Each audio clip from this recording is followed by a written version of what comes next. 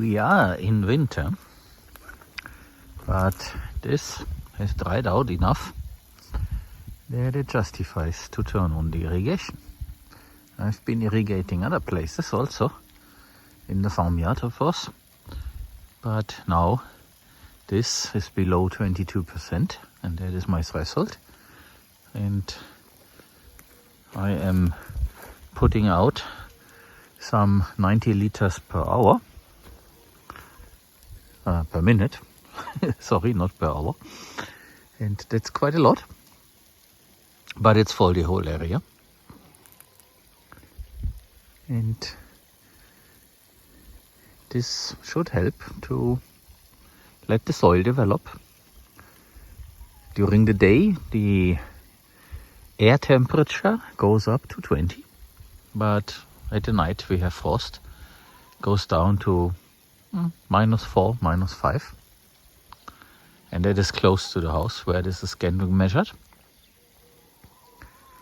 So there's not much growth of the grass now, but a little bit when the day is nice. And therefore this also dried out because the water got consumed.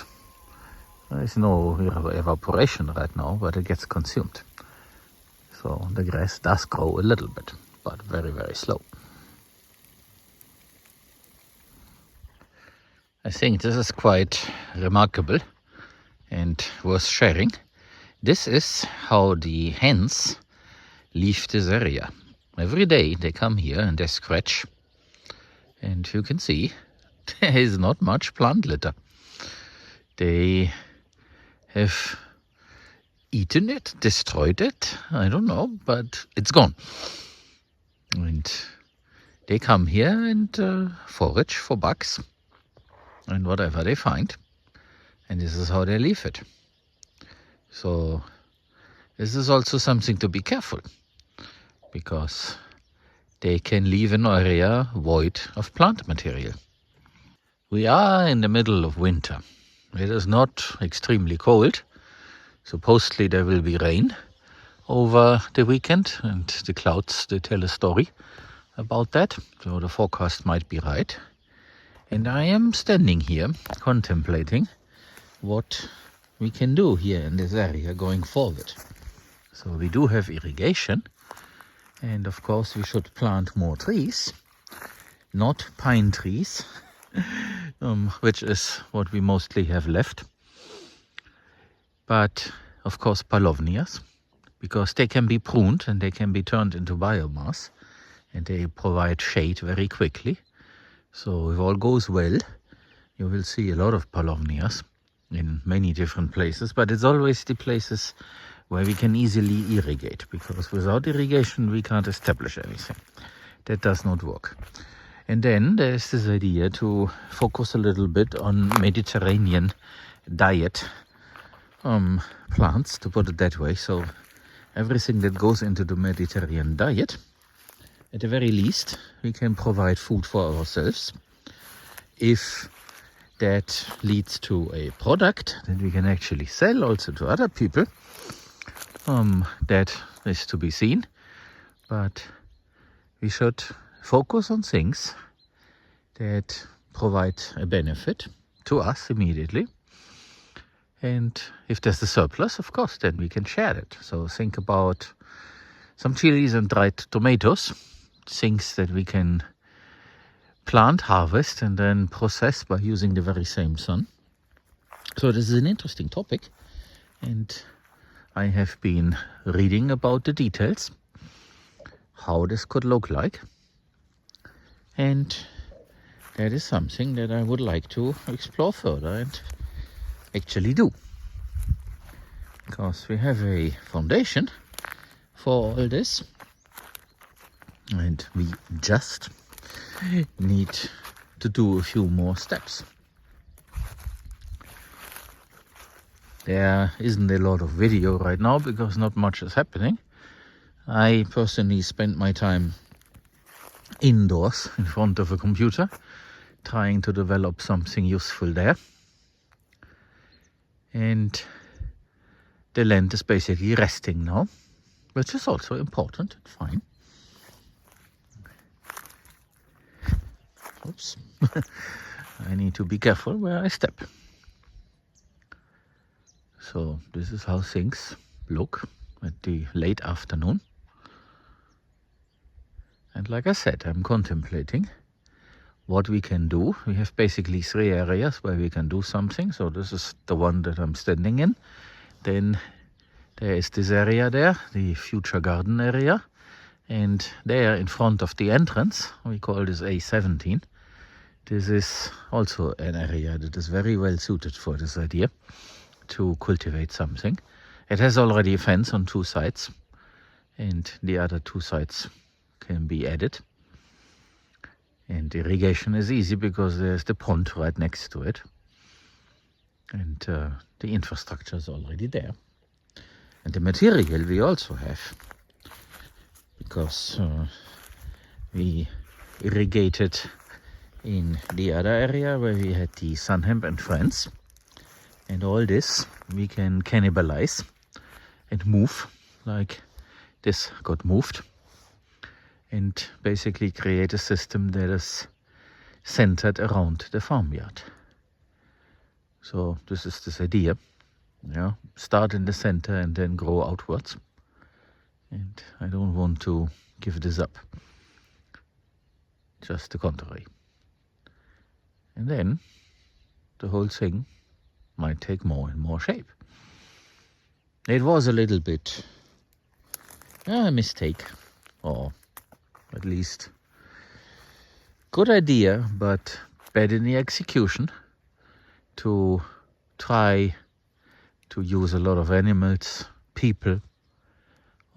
I should have, but hindsight is always 20/20, started with something much smaller, get this right.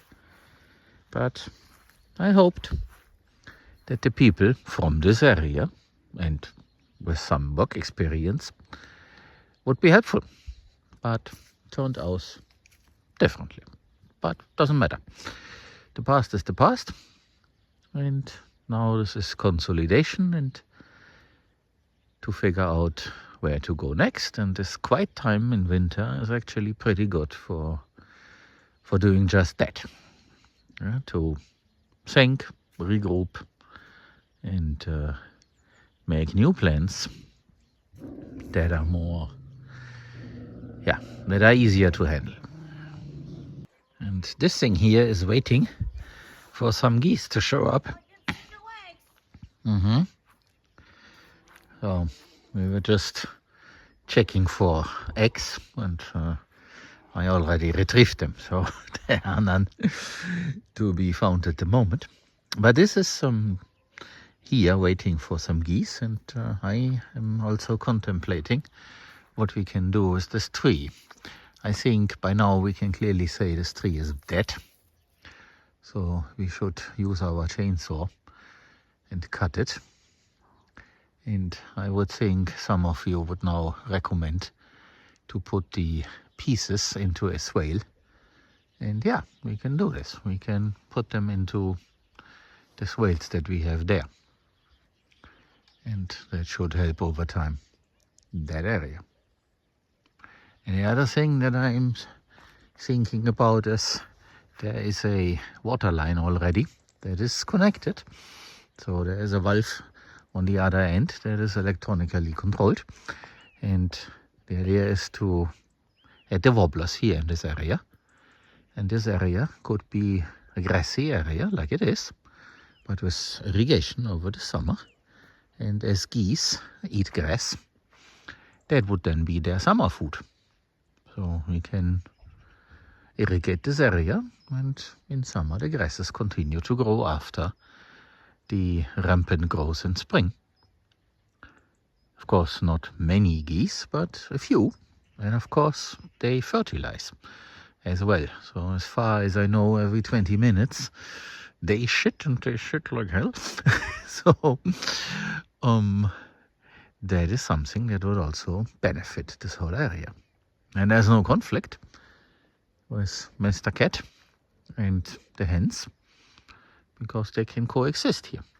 And that would be a very nice system. As it hasn't rained in a month, This has also fallen very low, not completely dry, but very low. You can see the high water mark is where the vetiver begins, and it is pretty much at the bottom now. Of course, there's a lot more water on that end, but you see, there's a lot of water missing. So this is ready to receive the rain. Let's see how much will fall. And I'm very happy that we have the cattail there, self-seeded. So this works out very well. And I do see something that does look like lemna, the how was the name in English? So there, the green stuff, that must be it. So now it turned out that we also have it here. This is where we introduced it a long time ago. And someone, thank you, sent it to us, and then I said it did not work out. But see, it's there.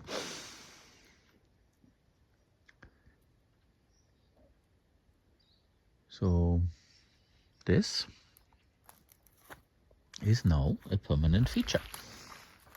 See on the other side. No, not there. There's nothing. But in this area. And speaking about crops, so here on this berm we had chili, and some of you even bought a little bit. We should do this again, and this area lends itself for that. It was a very nice thing, and spicy, as you would expect. Not spicy as Carolina Reaper, but I think it was Red Rocket or something like that. No, Red Missile. Yeah. And we can do this again. And we can also share this. I also investigated how to dry these things in the sun. So I looked at a few examples of drying racks that we can use to sun dry chili and tomatoes also. So this is then something that we could ship in little jars. So if this is something that you might be interested in, let me know in those comments. Of course, this will not be a huge thing commercially, but I like chili, and everybody else around here. So everybody who's with us, this is not an area where the food is chili, but that we are here, we do like it. And of course, we can share the surplus, so why not? So that is some of the ideas that I'm thinking about.